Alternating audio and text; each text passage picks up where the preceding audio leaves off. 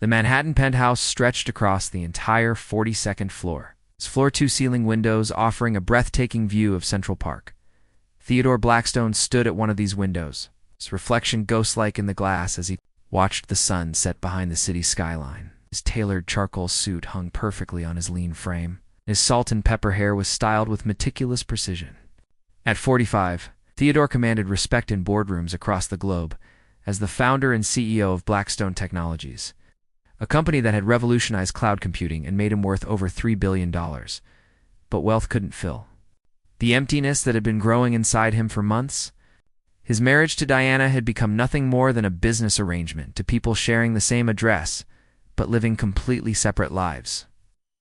They hadn't shared a meaningful conversation in over a year, let alone the same bedroom. Diana spent her days at charity galas and spa appointments, while Theodore buried himself in work, merger deals, and acquisition strategies. The sound of heels clicking against marble floors drew his attention away from the window. Natalie Rivers entered the living room, her auburn hair catching the light from the crystal chandelier above. She carried a leather portfolio in her hands and moved with the confident grace of someone who had earned her position through competence rather than connections. At 28, she had been Theodore's executive assistant for 2 years, and in that time, she had become indispensable to both his professional and increasingly his personal life. "The Johnson merger documents are ready for your signature," Natalie said, her voice carrying a slight southern accent that Theodore found inexplicably soothing. She placed the portfolio on the glass coffee table and took a seat across from him. "I've also confirmed your dinner reservation at La Bernardine for tomorrow night." Theodore nodded, but his attention was focused more on the way the evening light played across Natalie's face than on business matters. Over the past few months, he had begun to notice things about her that had nothing to do with her professional abilities. The way she unconsciously tucked a strand of hair behind her ear when she was concentrating. The genuine warmth in her smile when she greeted the doorman each morning. The quiet strength she displayed when handling difficult clients. "Thank you, Natalie," he said, moving to sit beside her on the leather sofa. "I don't know what I'd do without you." She looked up at him, and for a moment, something passed between them that went beyond the typical employer-employee relationship. Natalie had grown up in a small town in Georgia, the daughter of a mechanic and a schoolteacher. She had worked 2 jobs to put herself through college and had come to New York with nothing but ambition and a fierce determination to succeed. Working for Theodore had given her opportunities she had never dreamed possible, but lately, she had begun to feel something she hadn't expected. Genuine affection for the man behind the billion-dollar empire. "The Blackstone Technologies acquisition is moving forward smoothly," she continued, trying to maintain her professional composure despite the way Theodore was looking at her. "However, there's been a complication with the Henderson account. They're threatening to pull their contract unless we can guarantee the data security issues are resolved by month-end." Theodore leaned back, his business mind engaging despite his personal distractions. The Henderson account was worth $40 million annually, and losing it would send ripples through the company's stock price. But more concerning were the data security issues Natalie had mentioned. 3 months ago, Blackstone Technologies had experienced a significant security breach that Theodore had managed to keep out of the press through a combination of legal agreements and strategic silence. The breach had exposed customer data from several major clients, and Theodore had been quietly moving money through various subsidiaries to cover potential lawsuits and regulatory fines. "I'll handle Henderson personally," Theodore said. "Schedule a meeting with their board for Thursday. We'll offer them a discount on next year's services and additional security guarantees." As Natalie made notes on her tablet, Theodore studied her profile. She had no idea about the financial manipulations he had been orchestrating to keep the company afloat following the security breach. She didn't know that he had been borrowing against future contracts, or that several of the subsidiary companies she helped manage existed primarily to hide liabilities from the main corporation. Most importantly, she didn't know that his marriage to Diana was not just emotionally dead, but legally complicated in ways that could destroy everything he had built. The sound of the penthouse elevator arriving interrupted his thoughts. "Diana?" Blackstone stepped into the living room, her platinum blonde hair styled in a perfect chignon, and her designer dress impeccable despite the late hour. She carried herself with the practiced elegance of someone born into wealth, though Theodore knew her background was far more complicated than most people realized. Diana had grown up middle class in Ohio. She had reinvented herself so completely that even her closest friends believed. She had attended boarding schools in Switzerland and summered in the Hamptons her entire life. "Theodore, we need to discuss the arrangements for the garden party next month," Diana said, barely acknowledging Natalie's presence. Her voice carried the cultured accent she had developed over years of elocution lessons and social coaching. "The caterer needs final numbers, and I still haven't received confirmation from several of the board members' wives." The garden party was Diana's annual charity fundraiser held in the private garden of their Hamptons estate. It had become one of the most exclusive social events of the summer season, attracting celebrities, politicians, and business leaders from across the Northeast. This year's party was particularly important because Theodore was planning to announce a major expansion into European markets, and several potential investors would be in attendance. "I'll have Natalie coordinate with your event planner," Theodore replied, noting how Diana's jaw tightened slightly at the mention of his assistant. He had sensed Diana's growing resentment toward Natalie over the past few months, though his wife had never voiced her concerns directly. "Actually, I'd prefer to handle the coordination myself," Diana said, her tone carrying an edge that both Theodore and Natalie recognized. "I'm sure Natalie has enough to manage with Theodore's business affairs." An uncomfortable silence settled over the room. Natalie gathered her portfolio and stood, recognizing the dismissal for what it was. "I'll leave you both to discuss the party details," she said diplomatically. "Theodore, I'll have the Henderson meeting scheduled for Thursday morning." After Natalie left, Diana poured herself a glass of wine from the bar and turned to face her husband. "We need to talk, Theodore. Not about the party, but about us." Theodore had been dreading this conversation for months. He knew Diana wasn't naive. She had to have noticed his growing distance, his late nights at the office, his general withdrawal from their social circle. What she didn't know was the extent of his financial troubles or his growing feelings for Natalie. "I've been thinking about our future," Diana continued, settling into an armchair across from him. "We haven't been happy for a long time, and I think we both know this marriage isn't working anymore." Her words should have brought relief, but instead, Theodore felt a knot forming in his stomach. A divorce would mean financial disclosure, asset division, and potentially the exposure of the financial manipulations he had been using to keep the company stable. Diana was entitled to half of everything he owned, but half of everything would include debts and liabilities she couldn't even imagine. "Diana, I think you're being hasty," he said carefully. "We've been through difficult periods before. Perhaps we should consider counseling or taking some time away together." She studied him with eyes that had grown skeptical over their 15 years of marriage.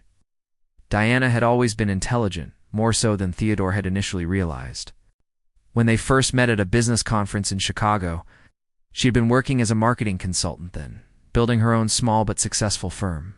After their marriage, she had gradually stepped away from her career to focus on being the wife of a prominent businessman, but her sharp mind hadn't dulled with disuse.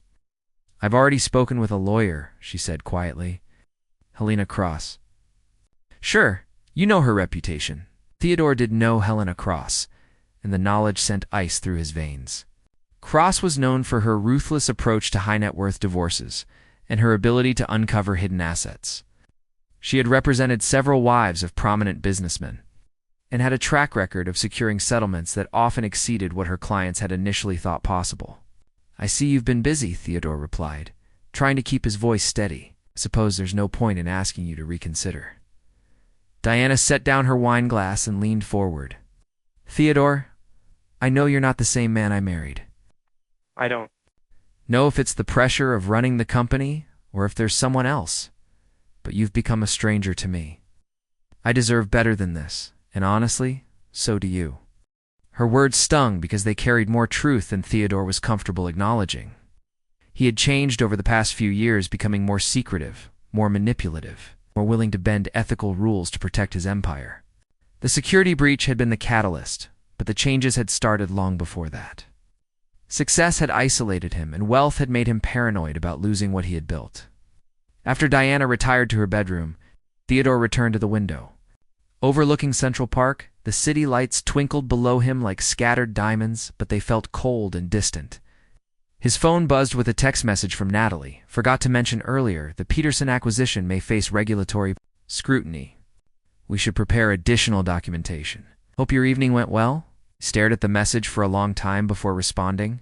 Thank you for thinking ahead. We'll discuss strategy tomorrow. What he didn't type was how much her simple message of concern had meant to him, or how her presence in his office had become the brightest part of his increasingly complicated days.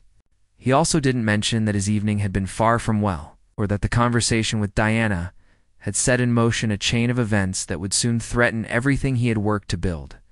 As Theodore prepared for bed in his study, he made a mental note to call his own lawyer in the morning.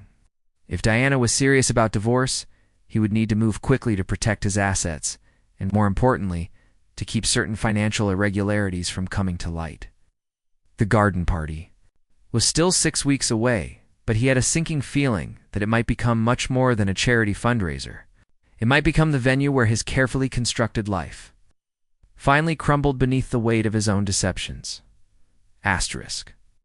The law offices of Cross & Associates occupied 3 floors of a gleaming Manhattan high-rise, and Helena Cross commanded the top floor like a general surveying a battlefield. At 52, she had built her reputation by dismantling the carefully constructed financial fortresses of some of New York's wealthiest men. Her silver hair was pulled back in a severe bun, and her sharp gray eyes missed nothing as she reviewed the preliminary documents Diana Blackstone had provided. Your husband is hiding something significant, Helena said, spreading financial statements across her mahogany desk.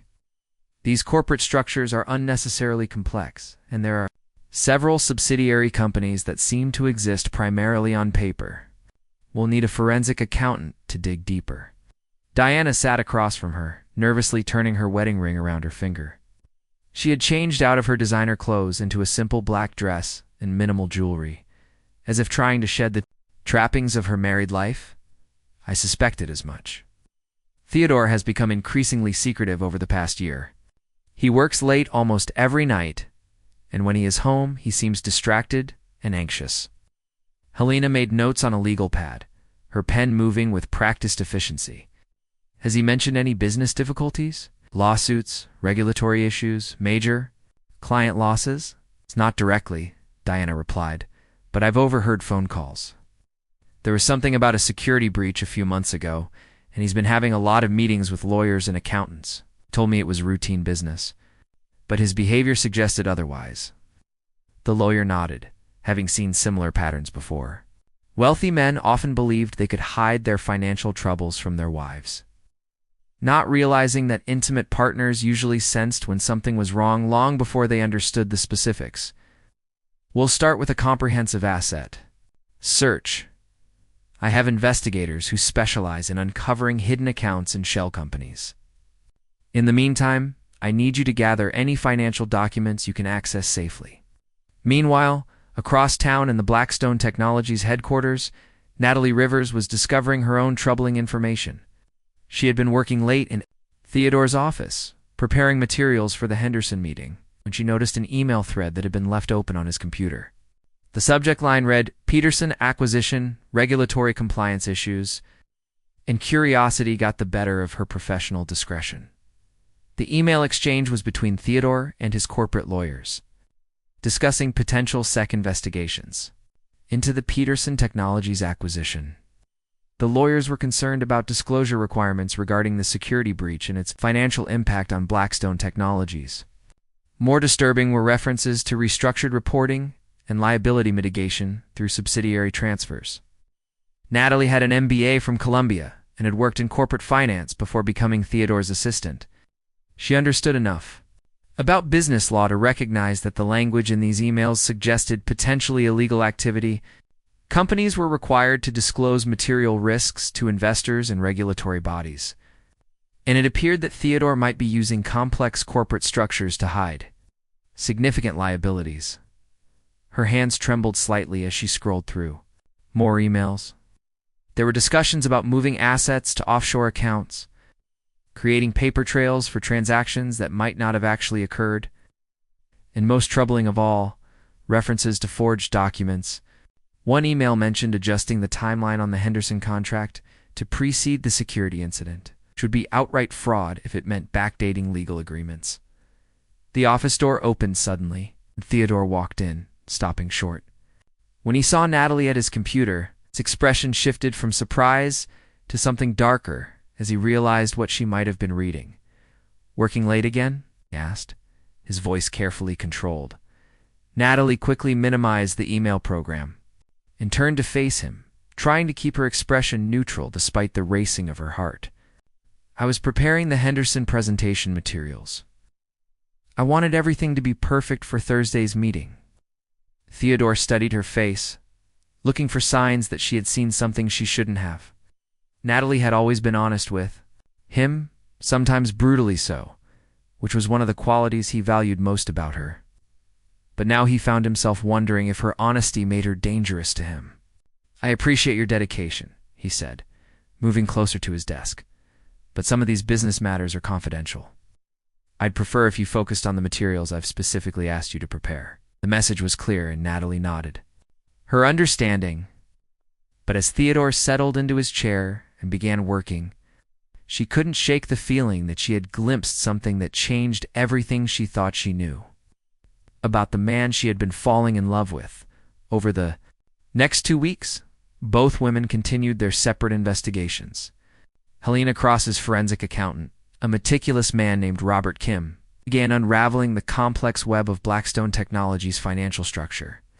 He discovered a pattern of loans between subsidiary companies that seemed designed to move liabilities away from the main corporation. More concerning were several large payments to shell companies that appeared to have no legitimate business purpose.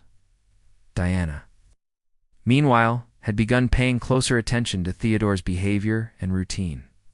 She noticed that he had been making frequent trips to the Cayman Islands, supposedly for business meetings, but always traveling alone and returning within 24 hours. She also observed that several pieces of expensive art had disappeared from their Hamptons estate, placed with high-quality reproductions that most people wouldn't notice. The breakthrough came when Diana was organizing papers in Theodore's home study and found a folder hidden behind his filing cabinet.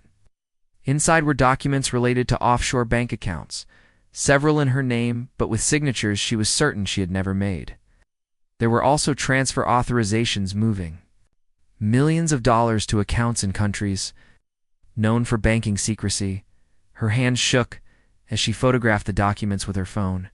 This wasn't just marital deception. This was criminal fraud. Theodore had been forging her signature to create accounts she knew nothing about, likely to hide assets from both the government and potential creditors. At the same time, Natalie was conducting her own investigation from within Blackstone Technologies. She had noticed discrepancies in the company's quarterly reports, particularly regarding the timeline of certain contracts and the reporting of the security breach's financial impact. Using her access to company systems, she began cross-referencing dates and dollar amounts, discovering a pattern of misrepresentation that seemed designed to inflate the company's value artificially. The Peterson Technologies acquisition, which was supposed to be Theodore's crowning achievement, appeared to be built on fraudulent financial projections. The target company's assets had been overvalued, while its liabilities had been significantly understated. If the acquisition went through based on these false numbers, both companies could face massive lawsuits and regulatory penalties. As the date for the garden party approached, Detective James Morrison of the Manhattan District Attorney's White-Collar Crime Unit was beginning his own investigation. An anonymous tip had led him to examine Blackstone Technologies' recent SEC filings, and what he found raised enough red flags to justify opening a formal inquiry. Morrison was a 20-year veteran of financial crime investigation, and he had seen similar patterns before: successful businessmen who began cutting corners to maintain their lifestyle and status, eventually crossing the line from aggressive accounting into outright fraud. The complexity of Theodore's corporate structure was itself a warning sign, as legitimate businesses rarely required such elaborate arrangements. The detectives' investigation revealed connections between Blackstone Technologies and several companies that existed only on paper. Money flowed between these entities in patterns that seemed designed to confuse rather than facilitate legitimate business operations. Most concerning were several large withdrawals from company accounts that coincided with Theodore's trips to offshore banking centers. As Morrison dug deeper, he discovered that the security breach at Blackstone Technologies had been far more serious than publicly reported. Customer data from major corporations had been compromised, potentially exposing millions of individuals to identity theft and financial fraud. The company's failure to report the full scope of the breach to regulatory authorities was itself a federal crime. 3 days before the garden party, all of these separate investigations began to converge. Helena Cross received Robert Kim's final report, which documented a systematic pattern of asset hiding and financial fraud spanning several years. The evidence suggested that Theodore had stolen millions of dollars from his own company and hidden the money in offshore accounts, some of which were in Diana's name without her knowledge. Natalie, meanwhile, had copied several key documents to a secure personal drive, including emails that proved Theodore knew about the security breach months before it was reported and had actively worked to cover up its extent. She had also discovered evidence that he had been using company funds for personal expenses, including payments to a private investigator who had been gathering information about Diana's activities. Detective Morrison had obtained warrants to examine Blackstone Technologies' bank records and was preparing to make arrests. The evidence of securities fraud, tax evasion, and money laundering was overwhelming, but he wanted to coordinate with federal authorities before moving forward with such a high-profile case. The night before the garden party, Theodore sat alone in his study, unaware that his carefully constructed world was about to collapse. He had received word that the Henderson account had decided not to renew their contract, citing concerns about data security and corporate governance. The Peterson acquisition was also facing delays as regulatory authorities asked increasingly probing questions about Blackstone Technologies' financial statements. He poured himself a glass of expensive scotch and stared out at the city lights, thinking about Natalie and the way she had looked at him differently over the past few weeks. He suspected she had discovered something about his business practices, but he hoped that her feelings for him would keep her silent. Diana had become increasingly distant as well, and he wondered if she was planning something beyond a simple divorce. As Theodore tried to calm his nerves with alcohol, both women were making final preparations for the confrontation they knew was coming. Diana had decided to attend the garden party despite the impending divorce, partly to maintain appearances, but mainly to ensure that Theodore couldn't claim she had abandoned her social responsibilities. She had also invited Detective Morrison as her guest, though Theodore didn't know about the investigator's true identity. Natalie had wrestled with her conscience for days before deciding what to do with the evidence she had gathered. Her feelings for Theodore complicated everything, but she couldn't ignore the fact that his crimes had hurt innocent people. The security breach victims deserved justice, and the investors who trusted Blackstone Technologies deserved the truth. The garden party was supposed to be a celebration of Theodore's success and a showcase for his planned European expansion. Instead, it would become the venue where years of deception and fraud would finally be exposed, destroying not just his business empire, but the lives of everyone who had trusted him. The gardens of the Blackstone estate in the Hamptons had been transformed into an elegant paradise. White silk tents dotted the manicured lawn, their interiors filled with tables draped in cream linen and adorned with arrangements of white roses and baby's breath. A jazz quartet played softly near the fountain, while uniformed servers moved through the crowd carrying silver trays of champagne and canapes. The guest list read like a who's who of New York society: tech executives, politicians, media moguls, and socialites. All mingling under the late afternoon sun, Theodore stood near the main pavilion, impeccably dressed in a navy blue suit that had been tailored in London. He smiled and shook hands, playing the role of the gracious host despite the anxiety that had been eating at him for weeks. The Henderson account cancellation had sent ripples through his company, and 3 more major clients had requested meetings to discuss concerns about their contracts. His lawyers had been fielding increasingly aggressive inquiries from regulatory agencies. The Peterson acquisition was now officially under federal review. But Theodore Blackstone had built his empire on his ability to project confidence even. In the face of adversity, today's party was meant to announce his European expansion plans, and he needed investors to see strength and stability, not weakness and uncertainty. He had prepared a speech that would paint Blackstone Technologies as a company ready to conquer new markets, conveniently omitting any mention of the legal and financial challenges, threatening to destroy everything he had built. Diana moved through, the crowd with practiced grace, her emerald green dress complementing the garden setting perfectly. She had invited Helena Cross as her guest, introducing the lawyer as a family friend to anyone who asked. Detective Morrison was also present, having accepted Diana's invitation under the pretense of being a potential investor interested in Theodore's business ventures. Few people at the party realized they were witnessing the calm before a devastating storm. Natalie worked quietly in the background, coordinating with the catering staff and ensuring everything ran smoothly.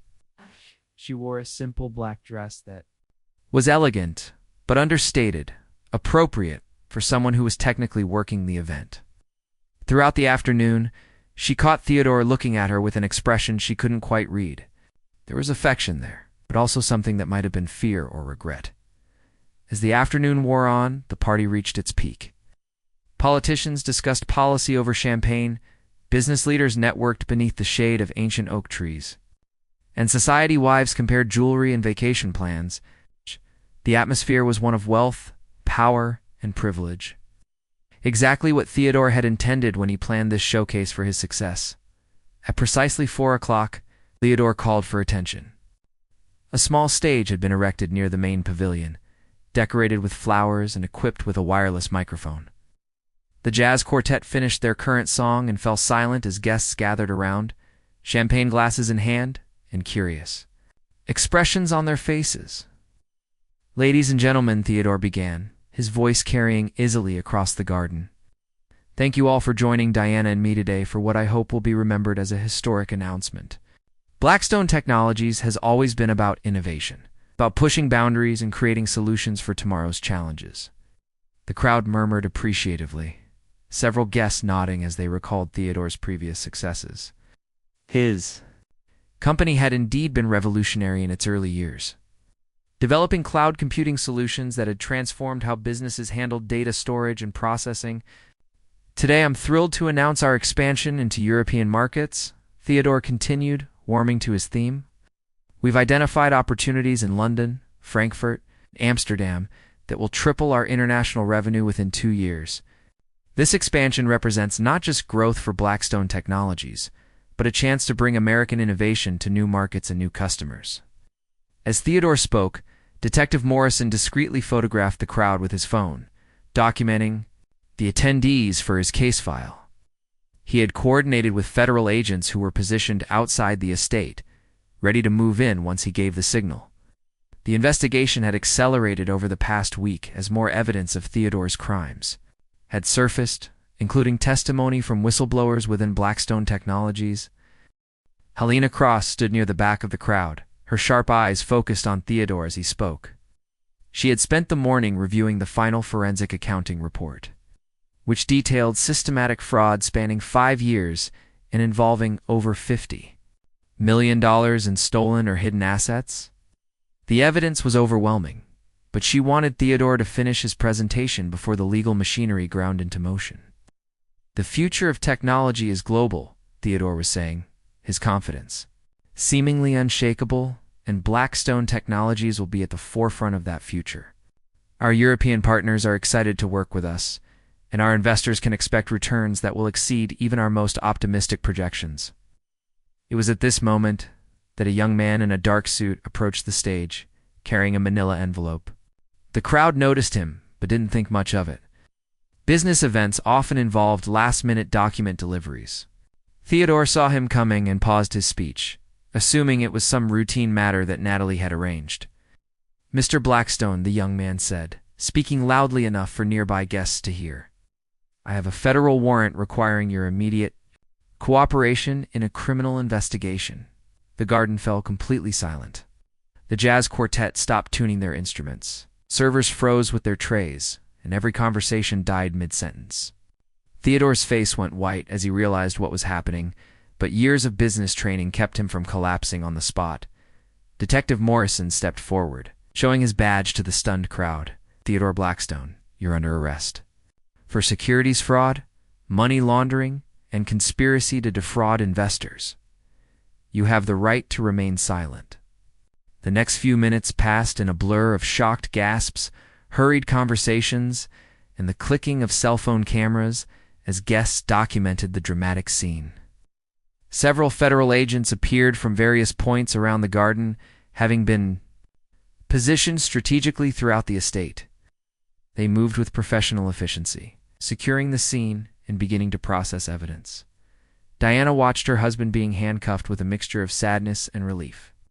The man she had married 20 years ago seemed to have disappeared long before this moment, replaced by someone she barely recognized. Helena Cross stood beside her, ready to handle any legal complications that might arise from the very public nature of Theodore's arrest. Natalie found herself frozen near the catering tent, watching the man she had thought she loved being led away in handcuffs. The other employees looked to her for guidance, but she had no idea what to say or do. Part of her felt responsible for what was happening, knowing that the evidence she had gathered had contributed to the case against Theodore. As Theodore was escorted toward a waiting federal vehicle, he looked back at the garden party that had been meant to celebrate his success. Instead, it had become the venue for his downfall. His eyes found Natalie in the crowd, and for a moment, their gazes met. She saw pain there, but also a kind of resignation, as if he had always known this moment would come. The party quickly dissolved after Theodore's arrest. Guests made hurried excuses and departed, many of them already on their phones with their lawyers and financial advisors. Several board members of Blackstone Technologies huddled together, discussing damage control and succession planning. Company stock would plummet when markets opened Monday morning. Thousands of employees would face uncertain futures. In the days that followed, more details of Theodore's crimes emerged. The security breach at Blackstone Technologies had been far more extensive than reported, affecting over 2 million customer accounts. Theodore had known about the breach for months before reporting it, during which time he had sold millions of dollars worth of company stock at inflated prices. The Peterson acquisition had been built on fraudulent financial projections, and several other business deals involved forged documents and hidden liabilities. Diana filed for divorce immediately. Using the evidence Helena Cross had gathered to protect herself from Theodore's creditors and legal troubles, the forensic accounting revealed that she had been unknowingly named as the beneficiary of several offshore accounts containing stolen money, making her technically complicit in Theodore's crimes until she could prove her innocence. Natalie resigned from Blackstone Technologies the day after Theodore's arrest. Unable to continue working for a company built on fraud and deception, she had cooperated fully with federal investigators, providing crucial evidence about the timeline of Theodore's crimes and the methods he had used to hide his activities. The experience left her emotionally shattered, but also wiser about the corrupting influence of unchecked power and wealth. Detective Morrison's investigation ultimately revealed that Theodore's crimes had harmed hundreds of people. Investors had lost millions of dollars based on false financial reports. Customers had been exposed to identity theft due to the unreported security breach, and employees faced unemployment as the company struggled to survive the scandal.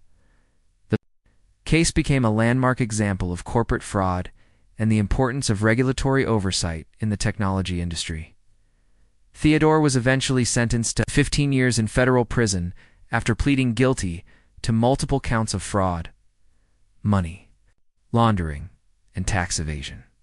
At his sentencing hearing, he finally showed genuine remorse, acknowledging that his desire to maintain his lifestyle and status had led him to betray everyone who had trusted him. The garden party that was meant to celebrate Theodore Blackstone's continued success instead became the moment when his house of lies finally collapsed. For Diana, it marked the beginning of a new life built on honesty rather than illusion. For Natalie, it was a painful but necessary lesson about the difference between love and infatuation, between the man someone appears to be and who they really are. The elegant gardens of the Hamptons estate were eventually sold to pay Theodore's legal debts and restitution to his victims. The new owners removed all traces of the previous inhabitants. But locals still remembered the day when one of the most powerful men in New York was led away in handcuffs, his empire crumbling around him like autumn leaves in the wind, in the end. The party had indeed fallen silent when the truth was revealed. But that silence marked not just the end of Theodore Blackstone's criminal enterprise, but the beginning of justice for all those he had betrayed.